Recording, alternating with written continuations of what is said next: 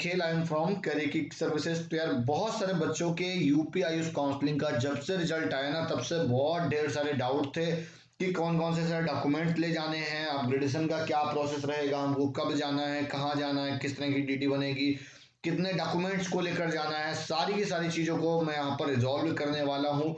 मैंने आप सभी को कल के ही लाइव में बोला हुआ था, लाइव सेशन में, कि अभी जो कुछ नोटिस ऐसे हैं जो संक्षेप में हैं, कुछ चीज़ें ऐसी हैं जिन पे नोटिफिकेशन आएगा। तो नोटिफिकेशन यार ऑफिशियल वेबसाइट पर आ चुका है। अब मैं आपको ये बता देता हूँ कि नोटिफिकेशन कौन कौन सी चीज़ों पर आया हुआ है, तो आप वो चाहें तो आप स्वयं डाउनलोड कर सकते हैं। अदरवाइज इस वीडियो को हम आपको कंटिन्यूसली आगे वन बाई वन करके ब्रीफ करने वाले हैं, सारी चीज़ें अच्छे से समझाएंगे और पूरा का पूरा काउंसलिंग प्रोसेस हम आपको बताएंगे। अब यार सबसे पहले तो यहाँ पर एक डॉक्यूमेंट्स की लिस्ट दे रखी है इन्होंने, है ना। तो देन डॉक्यूमेंट, ये तो देखो एक बच्चे का अलॉटमेंट आया हुआ है, ये उसका था। देन डॉक्यूमेंट्स का लिस्ट मैं आपको दिखा देता हूँ। ये पूरा है कि जो आपको लेकर जाना है। तो इतने सारे डॉक्यूमेंट्स आपको लेकर जाने हैं, ये भी फॉर्मेट आपको निकालना है, इसको फिल कर लेना है, ठीक है ना। और इसमें आपको सब कुछ दे रखा है यार। देखो आवंटन पत्र मतलब कि अलॉटमेंट लेटर, आवेदन पत्र की copy, it's mean registration form का प्रिंट, 10,000 का जो डिमांड ड्राफ्ट होगा या 50,000 का डिमांड ड्राफ्ट है वो भी नेशनलाइज्ड बैंक से होना चाहिए। फोटो होनी चाहिए, है ना। और मतलब कि एक प्रॉपर पैक होना चाहिए उसको, है ना, जिसके पीछे रजिस्ट्रेशन नंबर लिखा हो, है ना। तो मतलब कि जो उसका इन्वेलप हो उस पर रजिस्ट्रेशन नंबर लिखा होना चाहिए। नीट रिजल्ट की फोटोकॉपी, देखो यार सब इंपॉर्टेंट चीज़ है। निवास प्रमाण पत्र, पते का प्रमाण। अब देखो निवास आई थिंक पते का प्रमाण बोथ और सेम। यहाँ पर अब देखो आगे पहचान, देखो आधार कार्ड भी मांगा गया है, और जाति प्रमाण पत्र, ठीक है ना। और इसके बाद आपका अगर आप EWS सर्टिफिकेट वगैरह है आपके पास में, NCC का है और फ्रीडम फाइटर का है, या आप PWD हो तो देन आपको वो भी लेकर जाना है। कैंडिडेट के लिए घोषणा पत्र, इट्स मीन अलॉटमेंट लेटर, जो प्रोविजनल काउंसलिंग अलॉटमेंट लेटर आया राउंड 1 का, वो भी आपको ले जाना है। हाई स्कूल की मार्कशीट और सर्टिफिकेट दोनों लेकर जाने हैं, आपके पास होंगे। एक पासिंग सर्टिफिकेट होता है और एक मार्कशीट होती है, ठीक है ना। यही 10th और 12th के लेकर जाना है। और इसके बाद सभी अभ्यर्थियों को ये मतलब कि पूरा का पूरा सीक्वेंस में लगा कर लेकर जाना है, और इस फॉर्म को फिल करना है और पूरा सीक्वेंस ये लगा देना है यार, ठीक है। तो ये सारा लेकर जाना है, चीज क्लियर हो गई। डीडी कौन सी बनानी है? CTS डिमांड ड्राफ्ट बनवाना था आपको, नेशनलाइज्ड बैंक से बनवाना है। रजिस्ट्रेशन आपका मतलब कि एक तरह से फिजिकल रिपोर्टिंग कब स्टार्ट होगी भैया? फिजिकल रिपोर्टिंग आपकी 18 जनवरी से स्टार्ट हो जाएगी। और रेस्ट ऑफ इट हम यार अभी तक प्रोविजनल लिस्ट इन्होंने नहीं दी हुई है, इट्स बीन अलॉटमेंट लेटर की अभी तक लिस्ट ही नहीं दी है, तो इसलिए अभी हम वेट कर रहे हैं कि इनका कब प्रोविजनल लिस्ट आएगा या कब वैकेंट सीट की लिस्ट आएंगी, देन उस पर हम फिर राउंड 2 के लिए वीडियोस बनाएंगे। तो ये प्रॉपर हो गया उनके लिए जिनके लिए अलॉटमेंट आई है। तो यार एक आपको ये साइन करना है self declaration Covid corona virus वाला, ठीक है, तो इसको कर लेना, है ना। तो ये सारा देख लेना, पढ़ लेना अच्छे से, और इसमें आपको ऑप्शन सेलेक्ट करने हैं जो जो है, ठीक है, अच्छे से सिलेक्ट करना। और इसको मतलब एक अगर कोई भी कुछ चीज़ें हैपन होती है तो उसके रिस्पॉन्सिबल आप होंगे, यही सारा लिखा हुआ है। अब यार सारी चीजें मैंने सब कुछ पढ़ा, देन सारी चीजें सब कुछ क्लियर होगा। अपग्रेडेशन के लिए कि इन्होंने फॉर्म दे रखा है, आपको ये भी फॉर्म निकाल लेना है, और उससे पहले आपको ये बहुत ही अच्छे से ये सारे रूल्स पढ़ लेने हैं।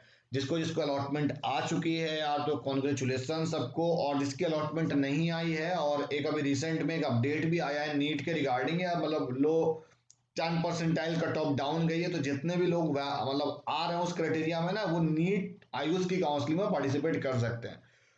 अब इन्होंने बोला है कि देखो जिसका जो है राउंड 1 प्रथम काउंसलिंग के पश्चात अपग्रेडेशन की प्रक्रिया पूर्ण की जाएगी, तो मतलब राउंड 1 के बाद जो है जो अपग्रेडेशन का इन्होंने ब्रोशर में दे रखा था उसके लिए इन्होंने प्रोसेस दे रखा है, और ये अभी से लेकर जाना होगा। हो सकता है कुछ लिंक वगैरह एक्टिवेट होकर आए, आपको फॉर्म वगैरह अभी से फिल करके लेके जाना है। 18 से 23 के बीच में आपका फिजिकल रिपोर्टिंग होगा। उसके बाद संस्थाओं द्वारा प्रवेशित छात्रों छात्रों की सूची मतलब कि जो जो फॉर एग्जांपल जैसे मान लीजिए हमको सरदार पटेल में 20 सीट अलॉट हुई है ना, या 40 सीट अलॉट हो गई, फॉर एग्जांपल कितनी भी सीट अलॉट हुई है, तो वो इंस्टीट्यूट अपनी अपनी मतलब अपनी अपनी वेबसाइट पे वो मेरिट लिस्ट देंगे, या हो सकता है ये अपना एक कॉमन अपने पैनल पे दिखा दें, एक तरह से प्रोविजनल लिस्ट भी आप उसको कह सकते हो। अब इज नॉट मीन कि वो यार कितना डेटा उस पर दिखाते हैं, कि स्कोरिंग उसमें दिखाते हैं कि नहीं दिखाते हैं, सिर्फ नेम दिखा देते हैं, है ना।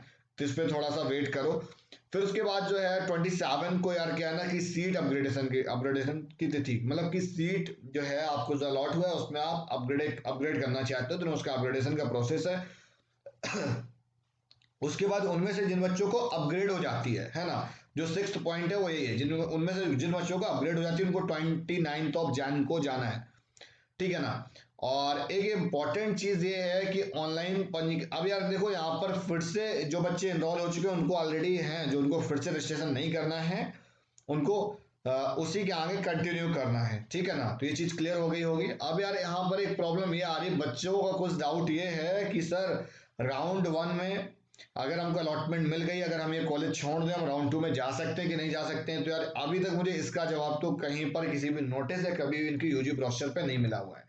तो आप लोग ऐसा करिए, इनको ईमेल डाल दीजिए, इनका ईमेल आईडी दे रखा है इनकी वेबसाइट पे, या नंबर पे टेक्स्ट मैसेज पे आप सारी चीजें अपने मैसेज इनको उन तक पहुंचा दीजिए, तो इस पे वो जरूर बहुत ही जल्द नोटिफिकेशन रिलीज करेंगे। अदरवाइज नोटिफिकेशन आपका आ जाएगा एक दो दिन के अंदर, ठीक है ना। अब यहाँ पर पूरा का पूरा अपग्रेडेशन के रिगार्डिंग रूल है। यदि किसी अभ्यर्थी द्वारा, देखो क्या है ना कि अब इन्होंने जो सेकेंड पॉइंट लिख रखा है कि अगर जैसे मान लीजिए उसको कोई भी कॉलेज अलॉट हुआ है जो कि उसने चॉइस फिलिंग की थी, तो वो अपग्रेडेशन के लिए मतलब एलिजिबल है, वो अपग्रेडेशन कर सकता है, ठीक है। वो प्राइवेट कॉलेज हो गवर्नमेंट कॉलेज हो कोई दिक्कत नहीं, वो अपग्रेडेशन के लिए जा सकता है। अब यार वो अपग्रेडेशन किस भी आपको होगा, वो रिजर्वेशन फैक्टर के भी आपको होगा। फॉर एग्जांपल जो आपका अलॉटेड कैटेगरी है वो आपको ओबीसी है, इट्स मीन जो आपका सीट अलॉटमेंट आया वो ओबीसी कैटेगरी की सीट मिली है, तो जो आपको अपग्रेडेशन होगा वो ओबीसी कैटेगरी के ही सीट में किसी दूसरे कॉलेज में अपग्रेडेशन होगा as per your choice filling. Second point इन्होंने दे रखा है, अपग्रेडेड कॉलेज में नियत समय पर, मतलब कि जो भी इन्होंने टाइम दे रखा है उस टाइम पे आपको अलॉट, मतलब कि फॉर एग्जांपल पूरा समझा देते हैं, इसको क्लैरिफाई करते हैं थोड़ा सा। जैसे मान लीजिए हमको कोई कॉलेज ए मिला हुआ है, ठीक है ना, इसको थोड़ा सा समझ लो, काफी इंपॉर्टेंट है। कोई कॉलेज हमको ए मिला है, हमको अपग्रेड हो गया, हम बी में चले गए, तो ये वाली सीट हमारी कैंसिल हो जाएगी अगर हम इस पे आ जाते हैं। अगर हम इस पे रिपोर्टिंग नहीं करते हैं ना, तो हमारी ये भी सीट कैंसिल हो जाएगी और ये भी सीट कैंसिल हो जाएगी, दोनों सीटें हमारे पास से चली आएंगी। तो जो हमारा अपग्रेडेशन के बाद जो 29 को जो रिपोर्टिंग करना है ना, वो सबसे ज्यादा इंपॉर्टेंट है। एक्टिव रहना, जो एक्टिविटीज हैं वो सारी रूल्स के भी आप पर हो रही हैं, कोई भी सेकेंडरी मोड ऑफ एडमिशन नहीं है। मैं ऑलरेडी बहुत सारी वीडियो में बोल चुका हूँ यार ये बात। उसके बाद क्या है ना, अपग्रेडेशन की प्रक्रिया राजकीय, अब यार गवर्नमेंट और प्राइवेट कॉलेज दोनों के लिए है। अब यार यहाँ पे एक इन्होंने फिर से कुछ हमेशा की तरह इन्होंने फिर से एक मतलब कंफ्यूजन कर दिया है। मतलब जिन बच्चों को देखो अब इसको पढ़ो, अपग्रेड की प्रक्रिया राजकीय एवं निजी कॉलेजों में प्रवेश पाए अभ्यर्थियों तथा ऐसे अभ्यर्थियों, मतलब जिनको अलॉटमेंट आ गई है या जिनको अलॉटमेंट नहीं भी आई है उनकी चॉइस फिलिंग के हिसाब से, उन्हें मतलब कि अपग्रेडेशन के लिए अलाउ किया जाएगा, मतलब वो अपग्रेडेड करा सकते हैं सीट। तो मैं बोलूंगा कि अगर आपकी स्कोरिंग वेल एंड गुड है, अगर आप अपने कॉलेज से सेटिस्फाइड नहीं है, तो आप यार जरूर अपग्रेडेशन के लिए अप्लाई करें। देखो एक तो वो बच्चे होंगे जिनको अलॉटमेंट आई होगी, एक ऐसे बच्चे होंगे जिनको अलॉटमेंट आई नहीं होगी, तो वो भी अपग्रेडेशन के लिए जा सकते हैं अपनी चॉइस फिलिंग के बिहाफ पर। अब देखो इनको मैं बोलूंगा कौन किसको जाना चाहिए जिसकी अलॉटमेंट नहीं आई। जैसे मान लीजिए 542 पे है तो जरा वो चला जाए जिसकी अलॉटमेंट नहीं आई है, 535 वाले की नहीं आई होगी तो उसको जाना चाहिए। अब यहाँ पर वो जाएगा कैसे, अब यार ये चीज उन्होंने क्लियर नहीं की हुई है। इतना ही लिखा हुआ है कि उनको सिर्फ ऑप्शन दिया जाएगा, तो हो सकता है कुछ ऑनलाइन लिंक वगैरह एक्टिवेट करे तो फिर से अलॉटिंग आए, ये प्रोसेस हो सकता है।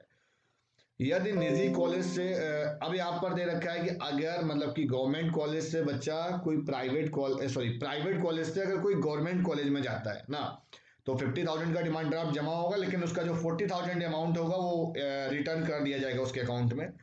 उसके बाद जो नेक्स्ट पॉइंट है वो भी काफी इंपॉर्टेंट है।